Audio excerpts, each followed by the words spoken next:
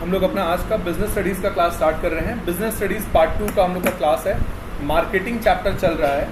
Marketing chapter को तो हम लोग पढ़ ही रहे हैं, बट इसमें कुछ एक एक्स्ट्रा इम्पॉर्टेंट चीज़ भी आप लोग को बता देते हैं। इसको आप अवेयरनेस बोल लीजिए, जो कि क्लास 12 के लेवल पे आपको पता होना चाहिए, बट आम तौर पे इन सब टॉपिक्स को जो है रफा दफा कर दिया जाता है। मतलब हल्का फुल्का बता करके या नहीं बता करके या याद करने को बोल करके वो चीज़ आप लोगों को ख़त्म कर दिया जाता है।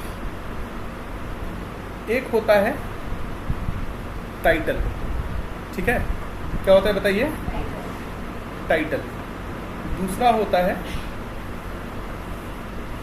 पोजीशन। क्या क्या लिखे हम बताइए? टाइटल और पोजीशन, दो चीज़ है, टाइटल दूसरा पोजीशन। टाइटल का मतलब और पोजीशन का मतलब बहुत इजी है, इसको समझेंगे। फिर कॉन्ट्रैक्ट एक्ट का भी कुछ टॉपिक है जिसको हम लोगों को देखना है और समझना है। कॉन्ट्रैक्ट एक्ट आप लोगों को ग्रेजुएशन लेवल पे पढ़ना है, तो उतना डीप में आप लोगों को नहीं बताएंगे, बट एज अवेयरनेस बोलिए, एज सिटीजन बोलिए, एज अ कस्टमर बोलिए, जो चीज़ आप लोगों को पता होना चाहिए वो आप लोगों को ज़रूर आज हम बताएंगे।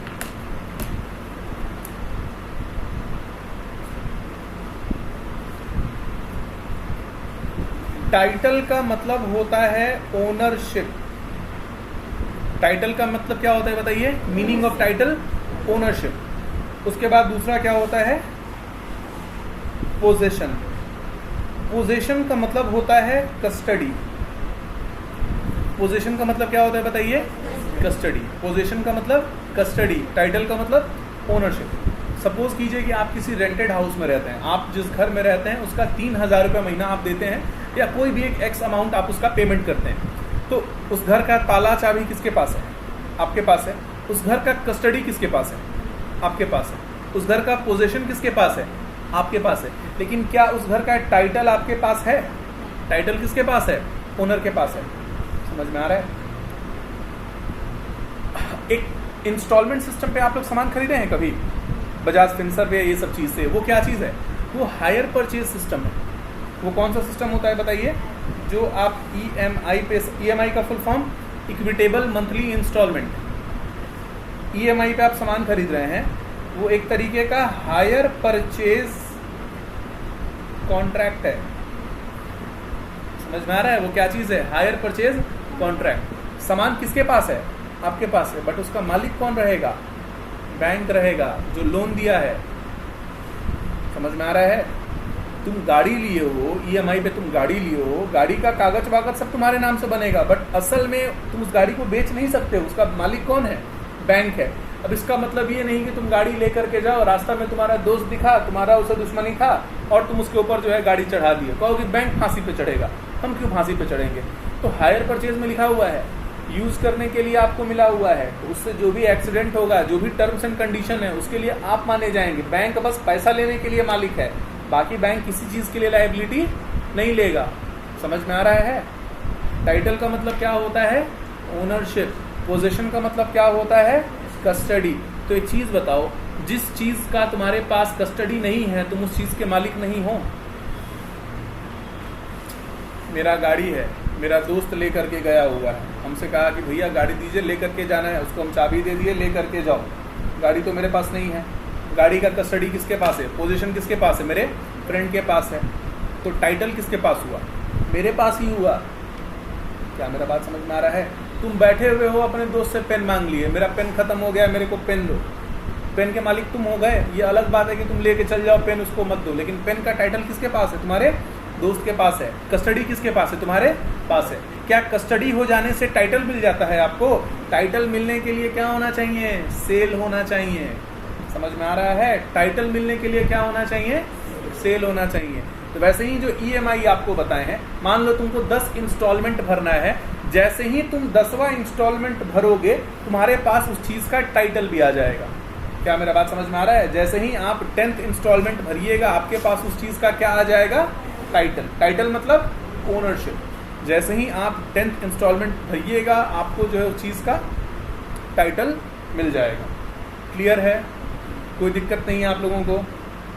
टाइटल का मतलब ओनरशिप, पोजीशन का मतलब कस्टडी, EMI का मतलब हायर परचेज का कॉन्ट्रैक्ट पे जो आप सामान ले रहे हैं, उसके बदले में आप ईएमआई भरते हैं। ईएमआई का मतलब हायर परचेज कॉन्ट्रैक्ट नहीं हुआ, related to. EMI means related to. कहीं पे भी आपको टाइटल बोलेगा, इसका मतलब क्या बोलना चाह रहे हैं बताइए? ओनरशिप। पोजीशन बोलेगा मतलब, तो तुम्हारे पास पोजीशन होने से टाइटल भी हो जाएगा? नहीं, टाइटल कब होगा? जब आप क्या करेंगे? परचेज करेंगे, और सामने वाला पार्टी क्या करेगा? सेल करेगा। क्लियर है ये चीज़ आप लोगों को? ठीक है। नेक्स्ट चीज़ आते हैं, बहुत बेसिक सा चीज़ है, जो इस चीज़ को आप लोग ज़रूर शेयर कीजिएगा। इसका जो आज का जो क्लास का है वो लिंक आप लोग को मिलेगा। प्लीज़ अपने जान पहचान घर परिवार वालों को भी दिखाइएगा, आप लोग को इस चीज़ के बारे में पता चलेगा। कॉन्ट्रैक्ट एक्ट के बारे में, ये बेसिक सा चीज़ है, लोगों को नहीं पता है। मान लीजिए कि मेरा दुकान है, आप मेरे दुकान पे आए, ठीक है, और आप ये फ़ोन पसंद किए, आप कहे कि हमको ये फ़ोन दे दीजिए, हम तुमको डांट मार के भगा दिए, हम कहे फ़ोन तुमको नहीं देंगे, तुमको बुरा लगेगा कि नहीं लगेगा? तुम मेरे से लड़ाई भी करोगे। जब नहीं बेचना है तो क्यों सजा के रखे हैं? आप ऐसा बोलिएगा कि नहीं बोलिएगा? अरे जरूर हुआ होगा।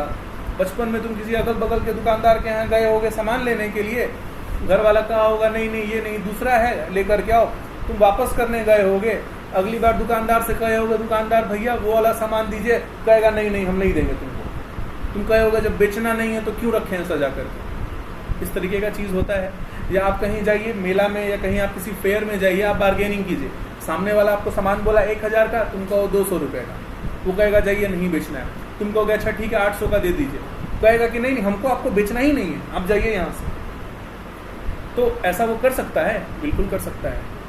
कुछ एक बेसिक एक्ट है जो कि बाजार को रेगुलेट करते हैं, लेकिन लोगों को पता नहीं है, तो ये अनअवेयरनेस है। तो आप लोग को जो चीज़ अभी बताएंगे ये बहुत काम का चीज़ है। देखिए 2 एक्ट है, एक है इंडियन कॉन्ट्रैक्ट एक्ट 1972 और दूसरा है सेल ऑफ गुड एक्ट 1930।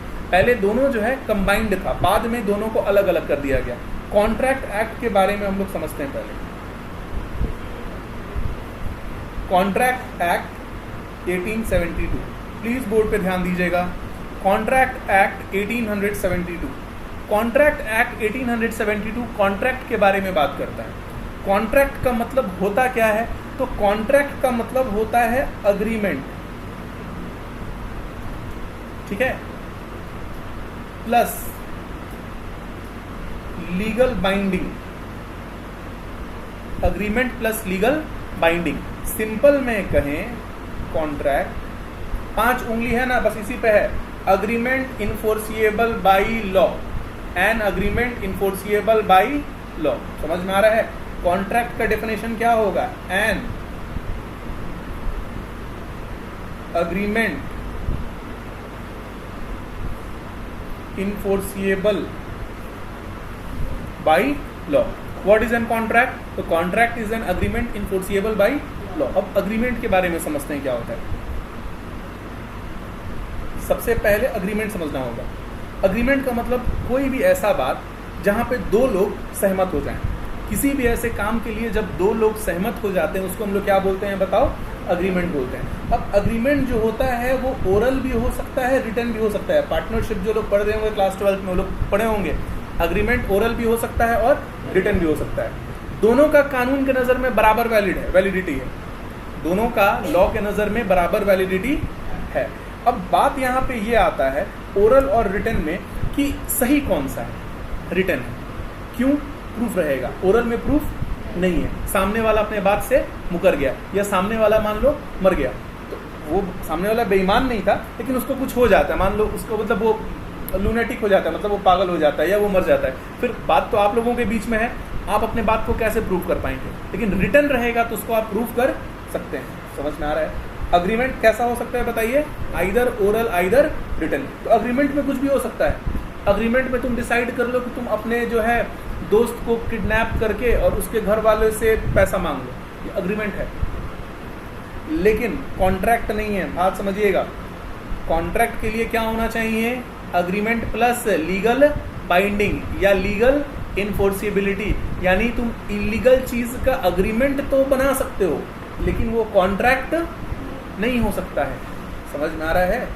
जैसे मान लो कि मेरा और आपका, ठीक है, किसी बात पे झगड़ा हो गया, आप किसी जो है थर्ड पर्सन को बुलाए और कहे कि तुमको 5 लाख रुपया देंगे, तुम जाओ और उनको अच्छे से जो है समझा करके आ जाओ।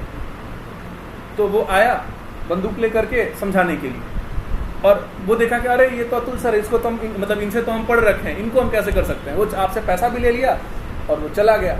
तुम जाके कोर्ट में केस कर दो, देखिए ना हम तो सुपारी दिए थे 5 लाख रुपए का, वो मर्डर नहीं किया है, मेरा पैसा मेरे को वापस चाहिए। क्या इस तरीके का काम हो सकता है? हो सकता है। जाके केस करो, तुम्हीं पे केस हो जाएगा इलीगल। तुम किसी को किल करने का ये कॉन्ट्रैक्ट बना लो तो ये सही है? तुम और तुम्हारा दोस्त डिसाइड किए कि जा कर के जो दिल्ली में म्यूजियम है वहाँ से कुछ जो प्रेशियस आइटम्स हैं उसको चुराना है। दोस्त जो है आखिरी मौका पे मना कर दिया, तुम जाके पुलिस में केस करो कि हम देखिए मेरे दोस्त के कहने से जो है एडवांस मशीन खरीदे थे, 2 लाख रुपए का मशीन खरीदे हैं। पुलिस पूछेगा क्यों खरीदे थे? तो दिल्ली में जो म्यूजियम है वहाँ पे चोरी करना था, वहाँ पता चला शाहजहाँ का कपड़ा रखा हुआ है, तो सोचे थे कपड़ा लाएंगे और बेच देंगे, नहीं गया चोरी करने के लिए, मेरा 2 लाख रुपये लग गया है, उसको बुलाइए, उसको डांटिए और मेरा पैसा दिलवाइए। तो ये कॉन्ट्रैक्ट है, तुम ही बहुत मार खा जाओगे। समझ में आ रहा है? बिहार में अल्कोहल बंद है, तुम और तुम्हारा दोस्त पार्टनरशिप कर लिया अल्कोहल का, वाइन बेचने का, तुम्हारा दोस्त जो है पैसा ठग लिया, नहीं दिया तुमको। कॉन्ट्रैक्ट किए थे कि आधा आधा पैसा बांट लेंगे, तुम्हारा दोस्त जो है बहुत तेज था, वो पैसा तुमको दिया नहीं प्रॉफिट का, अपने पास सारा पैसा रख लिया। तुम पुलिस में जाके कहो कि मेरा जो पार्टनर था मेरे को धोखा दे दिया, सारा प्रॉफिट खुद रख लिया। पुलिस कहेगा कोई बात नहीं है, बैठिए आपको हम चाय पानी पिलाते हैं और आपका कंप्लेन सुनते हैं। तो पुलिस पूछेगा किस चीज़ का बिजनेस था, तुम कहोगे वाइन का बिजनेस था, पुलिस तुम्ही को बंद करेगा पहले, उसके बाद तुम्हारे दोस्त को लेकर के आएगा। समझ में आ रहा है? कॉन्ट्रैक्ट के लिए क्या होना चाहिए? अग्रीमेंट। अग्रीमेंट का मतलब क्या कि दो ऐसा बात जहां पे दो लोग क्या हो जाए, अग्री हो जाए।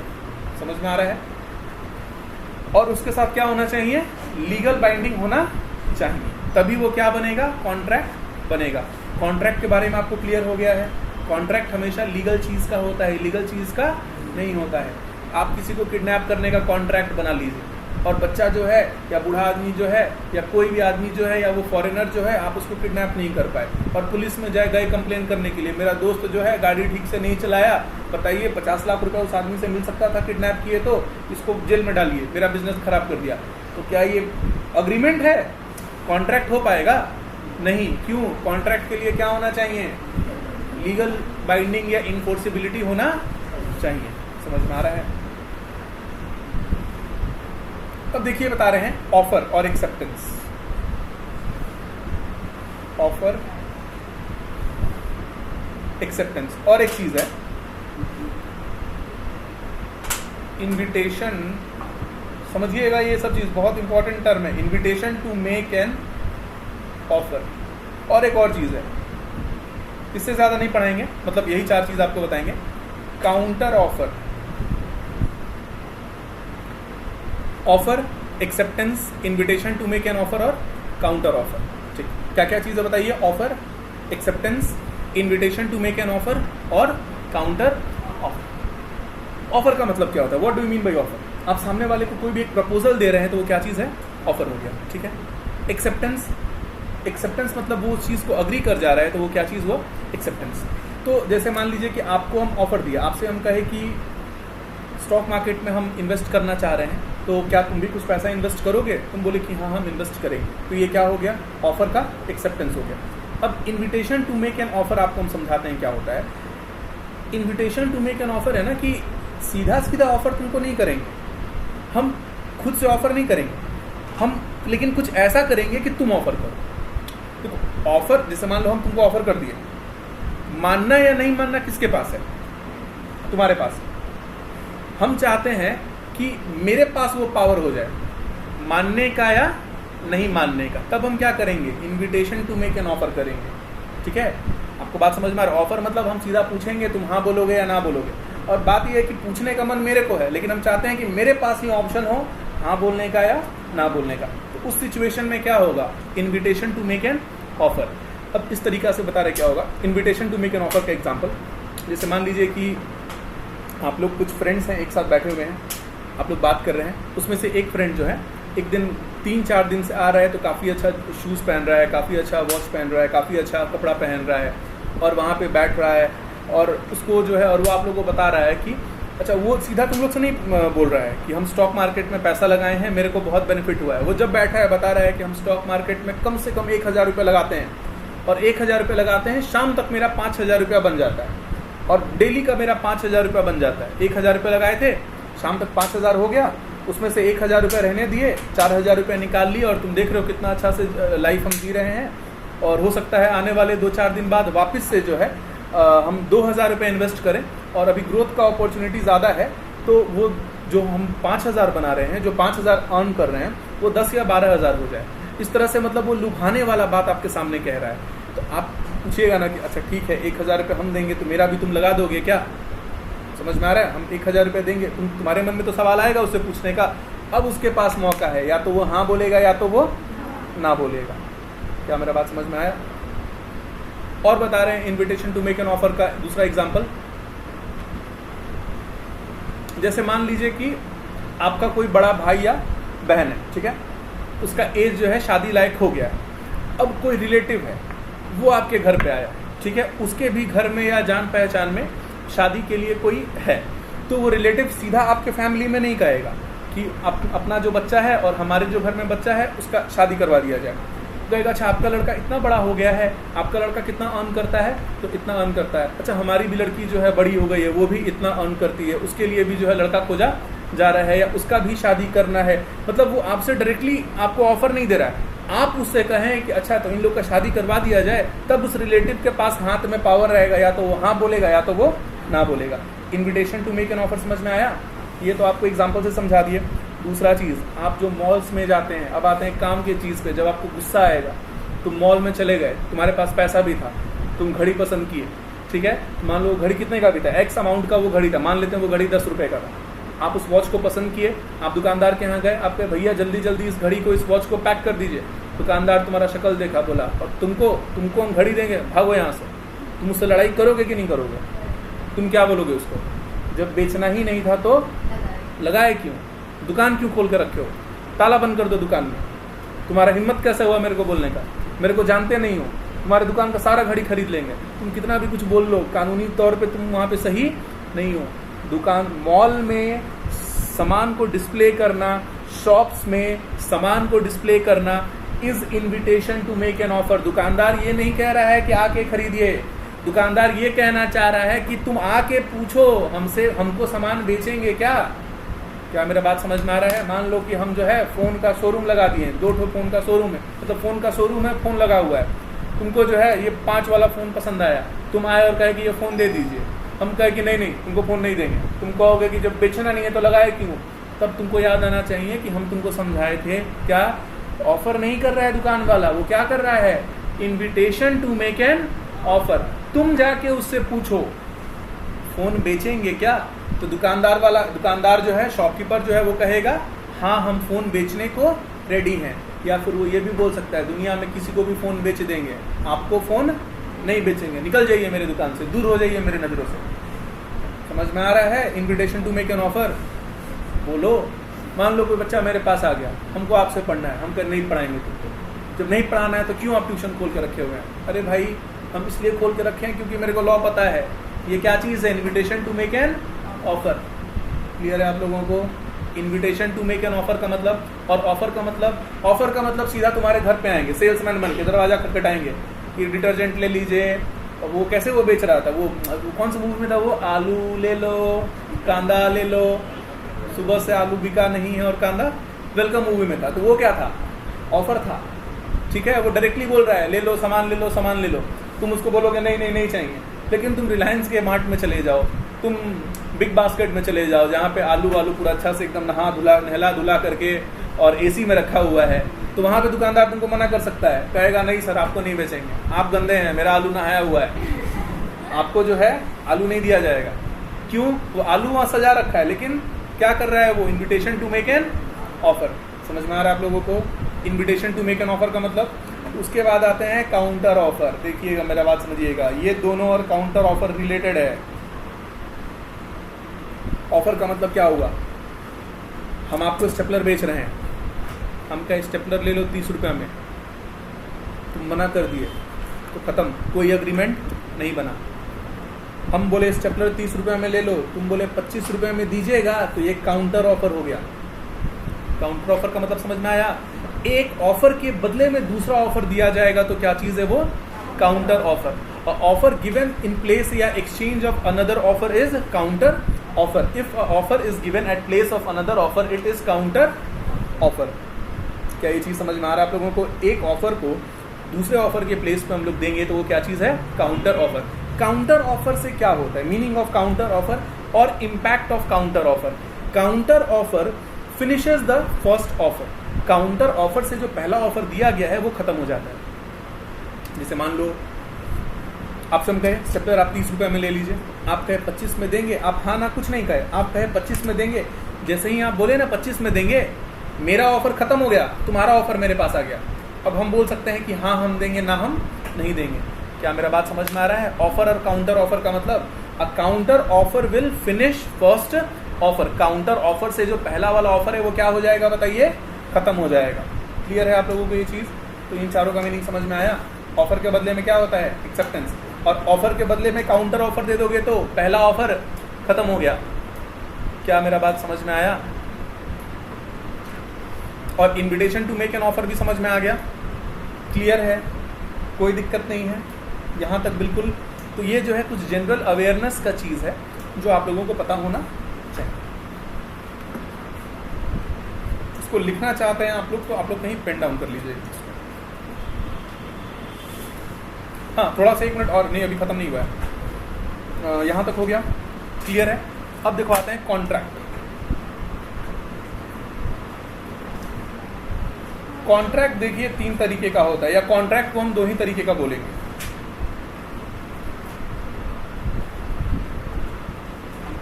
वैलिड और वॉइडेबल. यहाँ ध्यान दीजिएगा, कॉन्ट्रैक्ट 3 तरीके का है, वैलिड और वॉइडेबल. बहुत लोग जो है वॉइड भी इसमें लिख देते हैं, लेकिन हम वॉइड को अग्रीमेंट में डालेंगे. हम वॉइड को किस में डालेंगे बताइए? अग्रीमेंट. वैलिड कॉन्ट्रैक्ट का मतलब जो भी टर्म्स एंड कंडीशन है वो फुलफिल हुआ है और उसको जो है इजीली जो है एग्जीक्यूट किया जा सकता है. वैलिड कॉन्ट्रैक्ट का मतलब terms and conditions have been fulfilled. ठीक है? Terms and condition have been fulfilled. Valid contract means terms and conditions have been fulfilled and it is enforceable. Voidable का मतलब समझो क्या चीज़ है. वॉइडेबल का मतलब है कि एक आदमी बोल रहा है सही है और दूसरा आदमी मानने को तैयार नहीं. एक आदमी बोल रहा है कि नहीं नहीं सही है, दूसरा आदमी जो है मानने को तैयार नहीं है. जैसे कुछ हम लोग के बीच में आपस में कॉन्ट्रैक्ट हुआ था, आप बात को समझ नहीं पाए और आप कह रहे कि नहीं नहीं हम तो कुछ और समझे थे. क्या ये गलत है? गलत नहीं है. एक आदमी के लिए सही है, एक आदमी के लिए गलत है. तो आमतौर पे वॉइडेबल कॉन्ट्रैक्ट कहाँ चला जाता है? कोर्ट में चला जाता है. समझ में आ रहा है? इसको हम लोग बोल सकते हैं enforceable at option of one party. Party मतलब यहाँ पे डांस और खाना और पीना वो नहीं हो गया. पार्टी मतलब यहाँ क्या हो गया? पर्सन हो गया. क्योंकि आप लोग कॉमर्स बैकग्राउंड से हैं, आपको पता होना चाहिए. हम लोग बोलते हैं पार्टी का पेमेंट नहीं आया, इसका मतलब पार्टी कहीं करके आए तो उसका पेमेंट नहीं आया. नहीं, इंसान का, पर्सन का, जो हमसे पार्टी स्टेक होल्डर का जो हमसे डील कर रहा है. यहाँ पार्टी का मतलब क्या हो गया? पर्सन. वॉइडेबल का मतलब समझ में आया? 2 लोग आपस में बात किए हैं, लास्ट में एक आदमी जो है मुकर गया, बोला कि नहीं नहीं हम आपके बात को नहीं मानेंगे. तुम कहोगे कैसे नहीं मानोगे बात को? तुम अगर बात को नहीं मानोगे तो कोर्ट में जाएंगे. समझ में आ रहा है? फिर आता है वॉइड एग्रीमेंट. वॉइड एग्रीमेंट मतलब इलीगल है. ठीक है? करेक्ट नहीं है. इलीगल है या करेक्ट, हम लोग मिल करके जो है किडनैप करने का प्लान बना लिए. गलत काम. अब इलीगल काम में अब यहाँ पे आपको हम क्या ही बोलेंगे? इलीगल काम में चोरी, डकैती, मर्डर, वाइन बेचना, यही सब चीज़ का एग्जाम्पल देना पड़ेगा.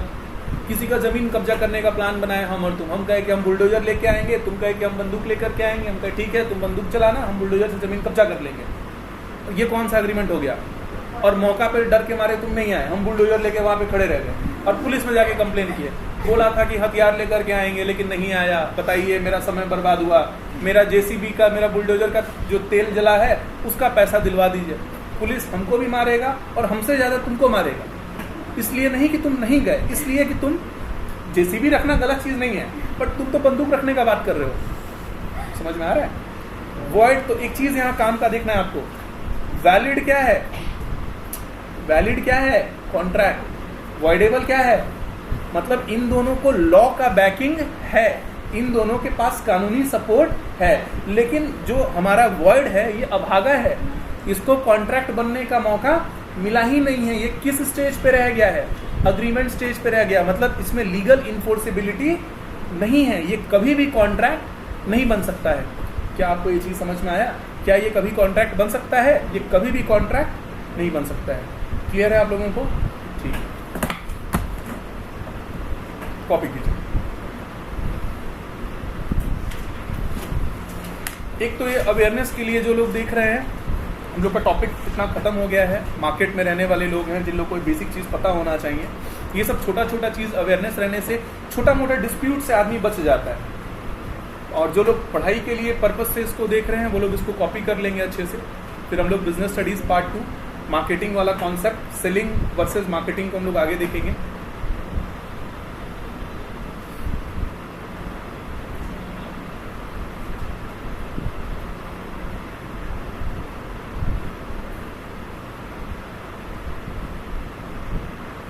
Title possession, title ownership, possession custody, EMI means equitable monthly instalment. ये क्या चीज़ है? बेसिकली हायर परचेज कॉन्ट्रैक्ट का पार्ट है। It is part of hire purchase contract. Hire purchase में क्या होता है, प्लीज सुन लीजिएगा एक बार रिवीजन। हायर परचेज कॉन्ट्रैक्ट का स्पेशलिटी क्या होता है समझिएगा। जैसे मान लीजिए आप फोन फाइनेंस पे लिए, प्लीज सुनिएगा, आप फोन हुआ, कार हुआ, कुछ भी हुआ, फाइनेंस पे लिए हैं, आपके पास पोजीशन चला गया है, कुछ नुकसान होगा तो आपको अपने पास से भरना है। कंपनी ये नहीं कहेगा कि मेरे पास टाइटल है तो हम भरेंगे। हायर परचेज में आप ओनर कब बनते हैं? जैसे ही आप लास्ट इंस्टॉलमेंट का पेमेंट कर देंगे आप ओनर बन जाएंगे। तो आप कहेंगे सर कैसे पता चलेगा कि हम ओनर बनेंगे? तो जो भी सामने वाला पर्सन आपको फाइनेंस किया है उसको तो पता चल जाएगा कि आप आखिरी इंस्टॉलमेंट दे दिए हैं, तो वो आपको एक लेटर देगा, NOC, नो ऑब्जेक्शन सर्टिफिकेट देगा। ठीक है, तो NOC मिलते के साथ आप अब उस सामान के मालिक हो गए। अब उस सामान को फ्री, मतलब फ्री हो करके, फ्री में नहीं, विदाउट एनी टेंशन या without any restriction you can sell that item. Is it clear?